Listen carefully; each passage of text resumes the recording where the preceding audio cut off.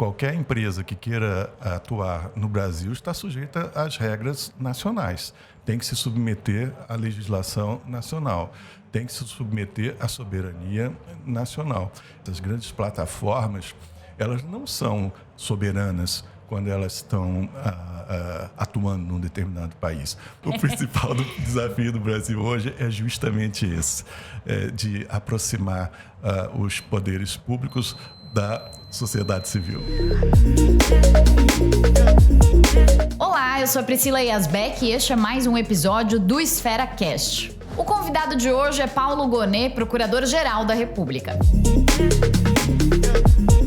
Bom, procurador, obrigada pela entrevista. Queria começar perguntando sobre um tema que está sendo muito discutido nesse momento, que é a disputa entre os poderes. Como que o senhor enxerga essa discussão e quais são os caminhos para que a gente saia dessa polarização e tenha um diálogo sobre isso?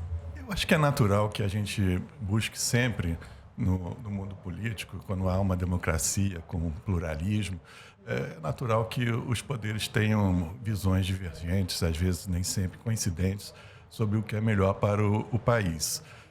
Eu não veria tanto como um problema de disputa entre poderes, mas uma tentativa de harmonização de perspectivas diferentes para o bem do país.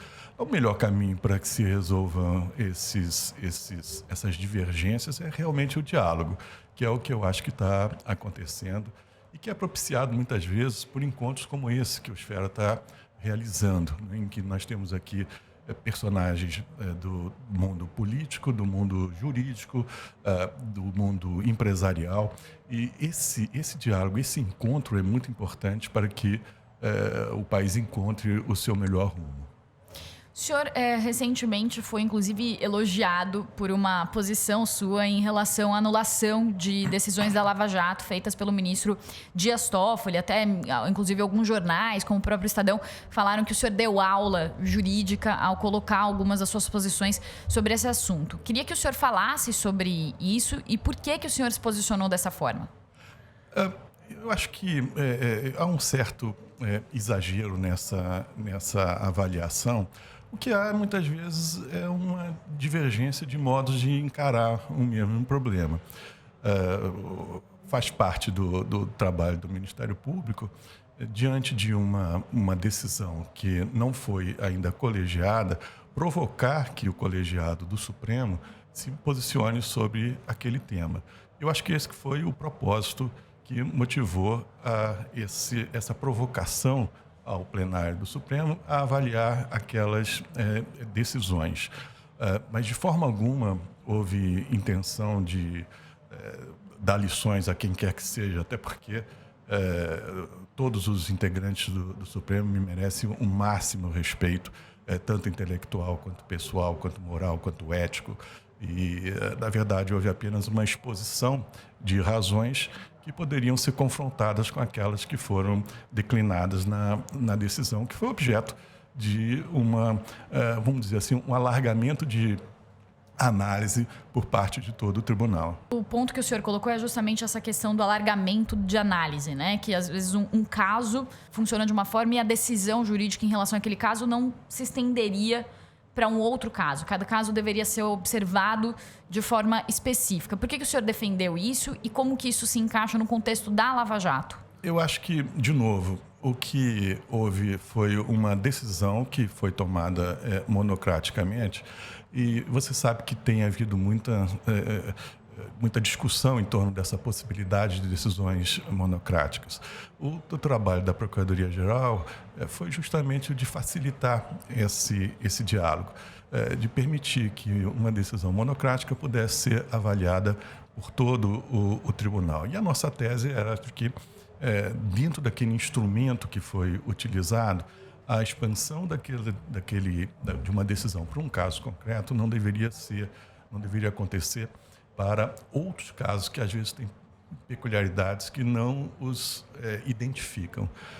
Foi apenas isso que a gente procurou levar para o Supremo, encaminhando o ponto de vista da Procuradoria-Geral sobre aquele tema também. Uma discussão que se faz hoje é que o Supremo acaba legislando ou discutindo certos temas na ausência de uma discussão desses temas por parte do Congresso. O senhor concorda com essa visão? A gente tem um dado muito interessante na nossa Constituição.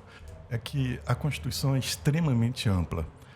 A Constituição está repleta de conceitos que não são técnicos jurídicos, são conceitos políticos. Pensa só na ideia de dignidade da pessoa humana, que está lá na Constituição. O que é a dignidade da pessoa humana? Se eu perguntar para você, você teria uma resposta? Você teria. Se eu perguntar para a nossa colega que está aqui fotografando, ela também teria outra. Eu teria outra. Os filósofos têm outras. É interessante que mesmo os filósofos não têm um ponto de vista comum sobre o que é dignidade da pessoa humana. Schopenhauer até dizia, toda vez que se fala em dignidade da pessoa humana, está querendo se enganar alguém. Então imagina como é que um conceito desse tão amplo vem parar na Constituição, e uma Constituição que tem que ser aplicada pelo Tribunal. O Tribunal não pode deixar de concretizar esse conceito diante de alguns problemas. Com uma grande diferença é que no direito, no plano de judiciário, a discussão não pode ser interminável, como acontece no plano da filosofia. Há um momento em que tem que ser decidido, o diálogo tem que se encerrar. Mas o diálogo em torno de certos conceitos, como esse da dignidade da pessoa humana, é interminável. Então, na hora em que a nossa Constituição se materializa com conceitos tão amplos como esse, e no mesmo momento em que se coloca o Supremo como o guardião da Constituição, e, portanto, aquela instância que é incumbida de concretizar, de determinar que a Constituição seja aplicada, você entrega para o Judiciário uma série de temas e de competências que não são estritamente jurídicas. Tem um aspecto, um dado interessante. Um dos grandes nomes que conceberam a chamada jurisdição constitucional, que é essa em que os tribunais podem declarar a inconstitucionalidade de um ato normativo produzido por um outro poder, como o poder legislativo. Um grande nome é Hans Kelsen. E quando ele pensou nesse tribunal constitucional, ainda no início do século XX, ele dizia uma coisa interessante: a jurisdição constitucional ela funciona se uma Constituição for apenas estritamente técnica, se os termos que forem empregados na Constituição eles forem de fácil assimilação e de uma compreensão generalizada comum. Na hora em que se colocar na Constituição conceitos técnicos, conceitos que não sejam estritamente técnicos, conceitos que sejam morais, conceitos que sejam políticos, vai haver uma transferência necessária de poder do Legislativo para o Judiciário, que é o que a gente presencia agora. Então, não é uma questão de o Supremo estar invadindo um espaço que seja próprio do legislador, mas o próprio sistema constitucional, ele convida a isso, no momento em que entrega ao Supremo a incumbência de aplicar a Constituição, uma Constituição que, por sua vez, está repleta desses conceitos, que são vagos, que são abertos às múltiplas interpretações das várias pessoas que compõem a sociedade civil. Então, esse tema do chamado ativismo judicial é bem mais complexo do que parece a uma primeira vista. Quer dizer, tem toda uma história do Brasil e da forma como a sua Constituição reflete também a história, né, do Brasil. E se a gente comparar também com outras constituições, por exemplo, com a Constituição americana, né, assim, a nossa Constituição dá essa margem para muitas discussões.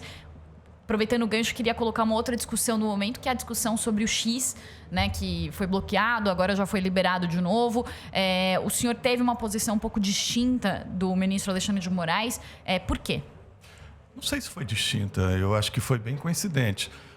nós, na Procuradoria-Geral, sustentamos que qualquer empresa que queira atuar no Brasil está sujeita às regras nacionais. Tem que se submeter à legislação nacional, tem que se submeter à soberania nacional. Eu acho que o Supremo, nesse caso, deu uma amostra que, tanto quanto eu sei, ter sido reconhecida em todo o mundo, especialmente aqui na Europa e também nos Estados Unidos, uma amostra de que essas grandes redes, essas grandes plataformas, elas não são soberanas quando elas estão atuando num determinado país, mas elas devem ser, sim, devem estar submetidas à legislação de cada país, à soberania de cada país.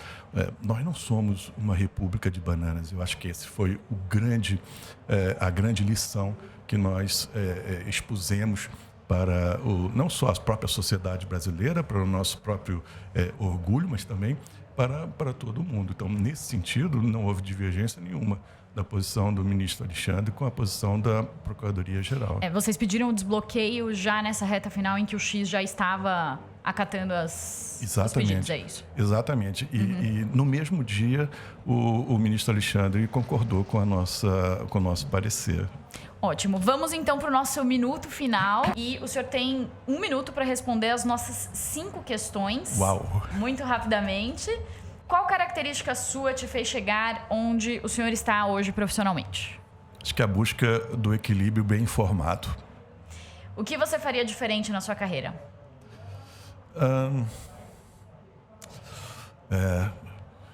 Eu acho que ainda não tenho autocrítica bastante para responder essa pergunta. Essa foi uma autocrítica. Se você fosse presidente e tivesse todo o poder nas mãos, qual lei sancionaria amanhã? Puxa vida, mas são perguntas difíceis. Eu acho que uma lei que permitisse uma atuação mais integrada de todos os poderes com a sociedade civil. Qual o principal desafio do Brasil hoje? Eu acho que o principal desafio do Brasil hoje você vê que eu estou repetindo a sua pergunta para me dar um tempo para pensar. O principal desafio do Brasil hoje é justamente esse, de aproximar os poderes públicos da sociedade civil. Tempo esgotado. Figura brasileira que mais te inspire, por quê? Em 2 segundos.